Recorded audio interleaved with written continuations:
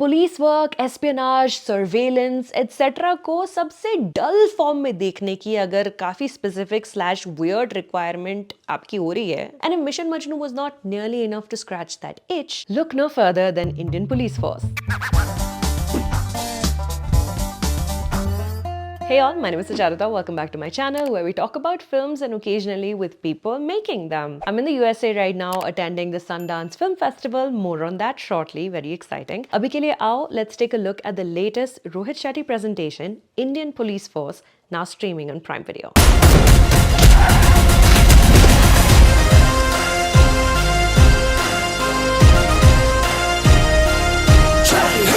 Celebrating authority is one of mainstream Hindi cinema's favorite thing to do right now, and I know we're talking about a Prime Video series here today, but because the show for all intents and purposes is Bollywood-coded chicanery extended over 7 seemingly unending episodes, this review shall also treat it as such. Indian Police Force, the show, shows you two kinds of Muslims, the terrorist and the police officer.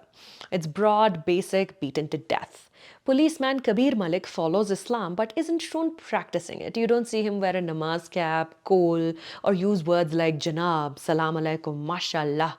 I only mention his religious identity here because the character draws your attention to it multiple times. Others hold him in high regard for being a shining example of Muslimness, once even by a woman married to the terrorist. The show can't stress enough how much of a hero Kabir Malik is. वो हमें बताना चाहता है कि दिल्ली के बाद वो कमजोर नहीं हुआ है, अब वो रुकेगा नहीं। तो फिर हम भी नहीं रुकेंगे। Now on the other side is Haider/Zarar, a young man from Kanpur, I think, who is also from the same religion, except his beliefs are shown visually. He goes to a madrasa, he sells ittar, he invokes Eid and Abo Hawa in the very first sequence, even gets a wedding sequence so the words Kabool hai can be uttered. Haider has been radicalized, and in order to take intiqam from India, because a mob set fire to his father's factory in childhood, it's never really clear who those people were, he joins the Indian Mujahideen. He then aids and abets blasts across the country. Only Kabir Malik stands in his way to total global annihilation. Indian Police Force is not a show that bothers with subtleties or nuance, and hence their take on this chor-police story as old as time has little freshness on offer. You're always a few steps ahead of the action, although given I couldn't have predicted that if one simply rams their car through the gates at the India-Bangladesh border to get back to India, the hundreds of armed Bangladeshi army personnel will only point their guns at you, looking on as you complete your task. Aside from that, the hero entry shots in slow motion after a bomb has gone off and people are lying dead or dying, but Kabir takes his glasses off in style, it's pretty much on brand. This slow-mo sequence in the very first episode is enough to tell you what the remaining 6.5 are going to be like. The show is only concerned with the image of the Delhi police as superhero saviors. They're fit, fab, and fly in their gold-rimmed aviator sunglasses. It's almost jarring to hear at one point Kabir complain about Delhi's pollution and traffic. I wasn't anticipating the show to start spitting facts suddenly. This 7-episode paean to Delhi police is kind of dead on arrival from the first episode. Not a single trope in screenplay and script for dummies is missing. ChatGPT could have written these episodes for all you know.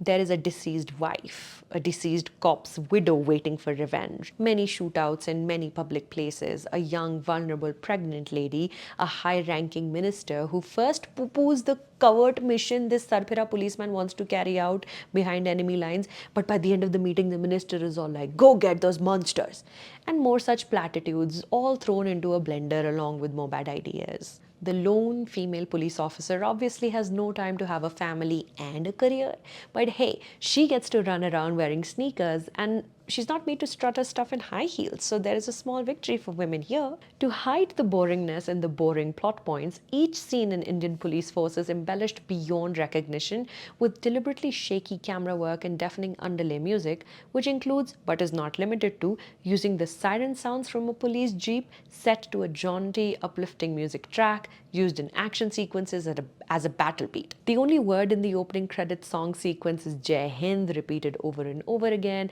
as visuals from Indian cities float around on your screen. Giant assault guns have replaced public infrastructure like bridges. Don't worry about roads, we will shoot people for you. The baseline for our relationship with all the characters in this show is assumed. Every cop is a good guy. Do not question. Let them pick up men without a warrant and kick them around. Put guns to their heads in empty rooms because laato ke bhoot baato se to nahi mante, to extra-judicial roughhousing karni padegi. Even in this fictional universe, police has absolute power. No man, woman or child is allowed to question. Okay, can we question the writing though? I have never seen a show with less satisfactory cliffhangers.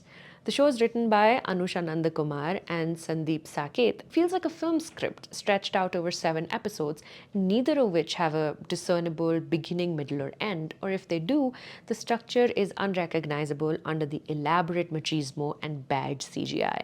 Digging up perfectly manicured lawns of what seems like a green screen Lodhi Garden to do a tree planting ceremony is worth pointing out only because Vivek Oberoi and gang are standing on top of the scenery rather than within it. Equally bad is the post-edit dubbing. As far as I could tell, nearly all dialogue has been re-recorded in empty recording booths, making all of it devoid of any acting. Sharad Kelkar, who knows a thing or two about dubbing, sounds the same when he's walking, sounds the same when he's shooting, sounds the same when he's driving. All actors, again, are sitting on top of the scenes instead of inside them. It's CID on a much bigger budget. Sidharth Malhotra is not known to be the most natural actor. Here, his inherent stiffness is enhanced because of the stoicism and discipline he's tried to bring to the character, rendering it almost inert, stock. If there was an award for least chemistry with any co-star ever, it would go to Sidharth and all his scene partners in this show, mom, wife, superior officer, everyone. It doesn't help that his nemesis, Zarar/Heather, is played by Mayank Tandon, who gives him nothing to play off of. His severe lack of charisma and on-screen presence lends him entirely unable to use the opportunity presented to him. Mayank has close-ups, hand-to-hand fight scenes, chase sequences, a romantic song, a wedding, everything a debut actor can dream of and more.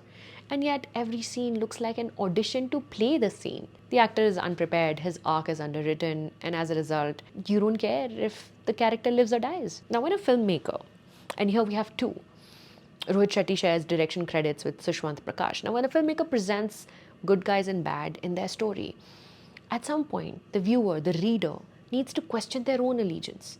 If you recall, Hansal Mehta did this with Aditya Rawal's character in last year's Faraz. The bad guy's beliefs are so compelling, you begin to see their side of the story too a little bit, only to be yanked back to what is real, what is good, driving the point of the story home stronger. Richi Mehta also achieved this with the first season of Delhi Crime. That obviously the men the police is on the hunt for are bad and must be caught. But what is so rotten in our society that's causing people like them to operate with impunity? And then you remind yourself that this is the Rohit Shetty cop universe. So then you take a seat, you write a review and upload it into the void. The series, however, is now streaming on Amazon Prime Video. So, on a scale of 1 to 10, Indian police forces. One scene में Kabir says to the Home Minister, I think, Delhi का लौंडा हूँ sir, उठा के ले आऊँगा. Which, depending on who's watching, is either comforting or infinitely terrifying. Before you leave, click the big red subscribe button right under this video and tell me in the comments what you made of the show. Like I said, I'm at the Sundance Film Festival, so I'll be bringing you some things from here as well. My name is Sucharita. As always, thank you for stopping by.